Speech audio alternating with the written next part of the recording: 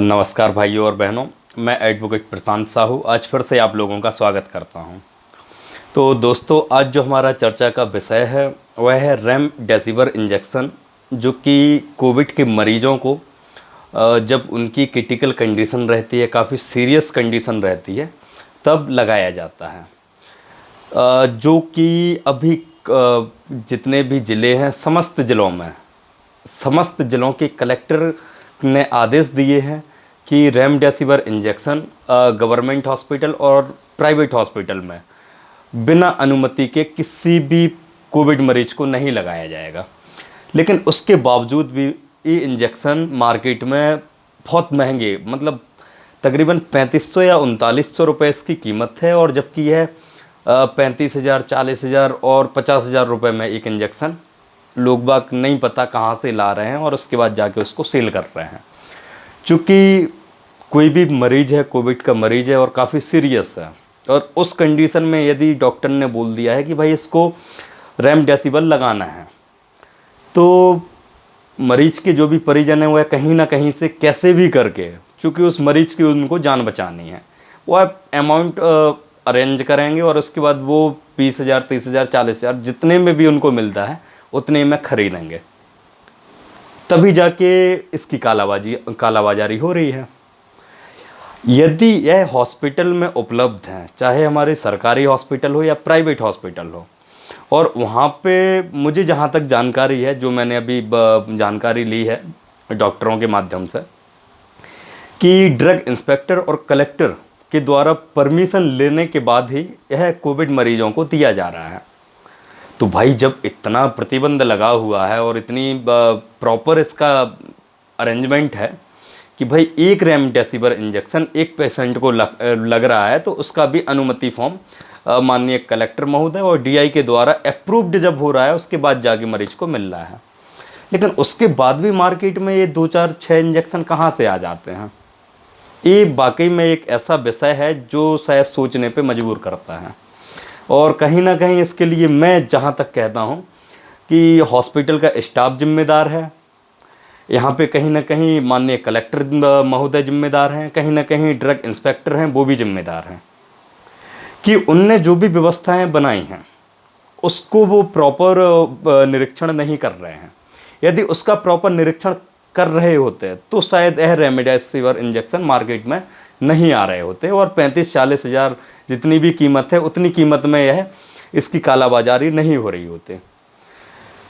जब ये मार्केट में आते हैं और किसी मरीज को ज़रूरत रहती है तो वह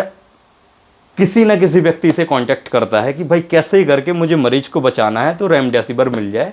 और यह 6 इंजेक्शन एक कोविड मरीज के लिए दिए जाते हैं। एक 6 इंजेक्शन का पूरा डोज, मतलब एक एक करके वो कुछ समय के अंतराल में दिए जाते हैं।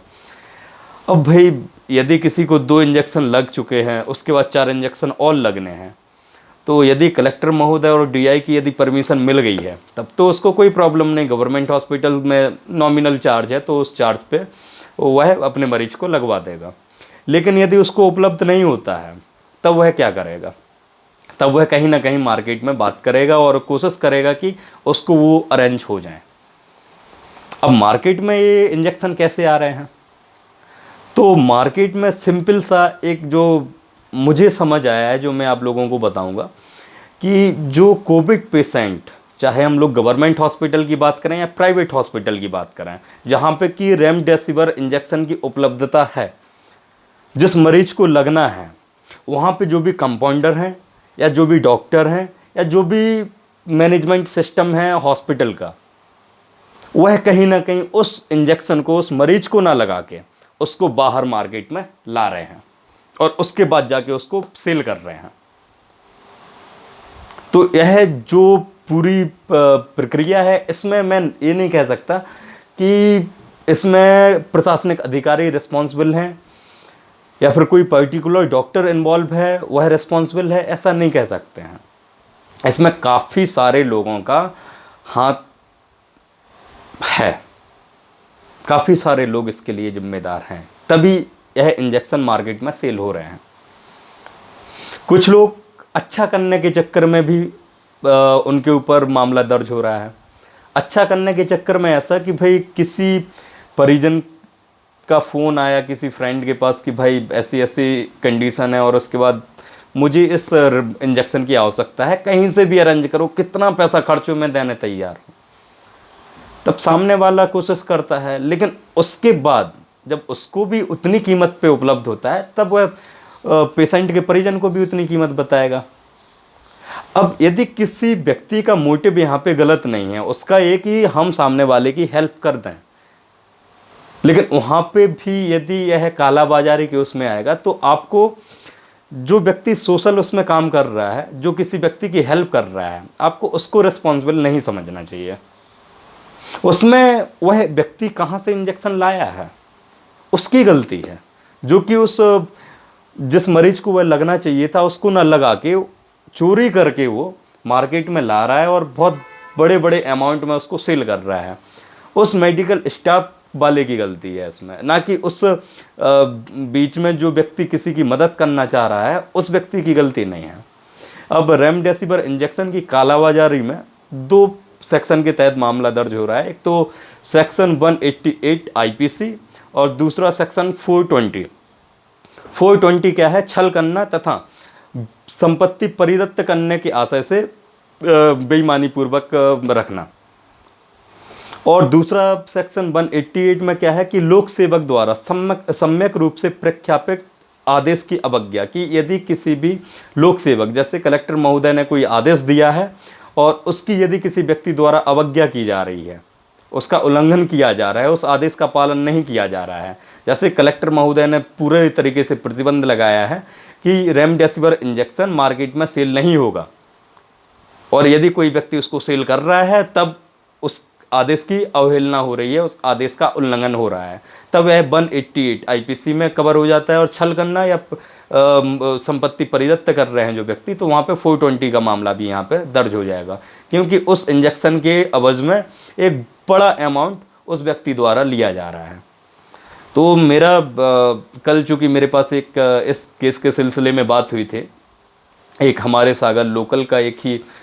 एमआर है जिसके ऊपर अभी 420 और सेक्शन 188 का मामला दर्ज हुआ है। तो मैंने उससे कल व्यक्तिगत बात की है, तो मुझे ऐसा लगा कि मैं 100% श्योर नहीं हूँ और मैं किसी को 100% बोल भी नहीं सकता हूँ, लेकिन मुझे ऐसा लगा कि शायद वह व्यक्ति किसी की हेल्प करना चाह रहा था और कहीं ना कहीं उस व्यक्ति को टारगेट बनाया गया है और फंसाया गया है, जो कि मुझे उसके आसपास के लोगों ने बताया कि भाई यह अभी नहीं, यह काफ़ी टाइम से लोगों की हेल्प कर रहा है। पहले जब मार्केट में उपलब्ध थे यह इंजेक्शन, तब भी वह एक बहुत अच्छी कीमत में, जो उसकी कीमत थी एक्चुअल 3500 4000 जितनी भी अमाउंट था उसका, तो उतने ही कीमत में उसने लोगों को दिए हैं, लोगों की मदद की है। तो अभी यह व्यक्ति ऐसा क्यों करेगा? तो हो सकता है जो रीज़न मैंने अभी इस वीडियो में पहले बताया है, हो सकता है वही रीज़न हो। तो मैं माननीय कलेक्टर महोदय से भी मेरा निवेदन है और ड्रग इंस्पेक्टर सर जो भी हैं हमारे, उनसे भी मेरा आग्रह है कि प्लीज़ इस कालाबाजारी में जो मेन विक्टिम है उसको आप लोग पकड़ें और कोशिश करें कि उस पूरे गिरोह को आप पकड़ें, कि जो मेडिकल स्टाफ इसको मरीजों को ना दे के और मार्केट में ला रहा है वह जिम्मेदार है इसके लिए, क्योंकि एक तो उस पेशेंट की जान वो ले रहा है जिसको कि वह इंजेक्शन लगना था, और दूसरा यहाँ पे किसी गरीब व्यक्ति से या गरीब अमीर जैसा भी व्यक्ति हो, जो भी 40-50 हज़ार यदि एक इंजेक्शन का दे रहा है, तो कहीं ना कहीं उस व्यक्ति के साथ भी गलत हो रहा है। तो मेरा आप लोगों से आग्रह है कि प्लीज़ इस गिरोह को आप लोग पकड़ें। सागर में काफ़ी बड़े स्तर पे इसकी कालाबाजारी हो रही है और काफ़ी लोग इसका शिकार हो रहे हैं।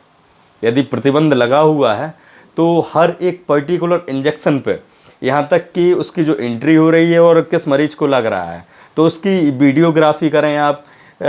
उसको जिस भी तरीके से आप मैनेज कर पाएँ, उसका प्रॉपर आपको डेटा कलेक्ट करना पड़ेगा, प्रॉपर उस पर नज़र रखनी पड़ेगी, तभी जाके यह कालाबाजारी हम लोग रोक सकते हैं। और दूसरा ये कि हाँ, जो आपकी हॉस्पिटल में अनियमितताएँ हैं, चाहे हम गवर्नमेंट हॉस्पिटल की बात करें या प्राइवेट हॉस्पिटल की बात करें, कि जिस मरीज की कंडीशन सीरियस है उसको आपको लगाने के लिए या परमिशन देने के लिए उस समय को ना लगाते हुए जैसे ही आपके संज्ञान में मामला आता है वैसे ही आपको उसको परमिशन देनी चाहिए, या फिर आप किसी जूनियर को भी वहाँ पे रख सकते हैं कि भाई ऐसा यदि केस आ रहा है तो आप अथॉरिटी रखें और आप ही साइन करते हैं, क्योंकि आप लोग काफ़ी बड़े पदों पे हैं इसलिए समय की काफ़ी कमी रहती है आप लोगों के पास, तो किसी जूनियर को भी आप लोग बिठाल सकते हैं वहाँ पर। तो मेरा आप सभी लोगों से निवेदन है कि प्लीज़ इस वीडियो में मैंने जो भी जानकारी दी है, यदि लगता है आपको कि यह काफ़ी यूज़फुल है लोगों के लिए, तो आप लोग प्लीज़ इसको शेयर करें। और सेकेंडरी ये कि समाज सेवा करने के चक्कर में शिकार नहीं होना है हम लोगों को। तो किसी भी प्रकार का ऐसा केस आ रहा है, कोई भी चिर परिचित, चाहे मेरा फ़ोन आए या किसी दूसरे व्यक्ति का फ़ोन आए, जो भी कितना भी क्लोज हो, कोशिश करो आपके गवर्नमेंट हॉस्पिटल से या माननीय कलेक्टर महोदय की जो अनुमति लेने की प्रक्रिया है उसको आप फॉलो करें, और उसी तरीके से एक प्रॉपर चैनल के माध्यम से आप रेमडेसिविर इंजेक्शन को मरीज को लगवाने के लिए काम करें। क्योंकि यदि समाज सेवा के चक्कर में आपको भी जेल जाना पड़ गया तो कोई मतलब नहीं रहेगा उसका। तो प्लीज़ थोड़ा विवेक से काम करें, लोगों की मदद करें, और आप लोग अपना ध्यान रखें, बहुत ज़रूरी है। तो धन्यवाद दोस्तों, नमस्कार।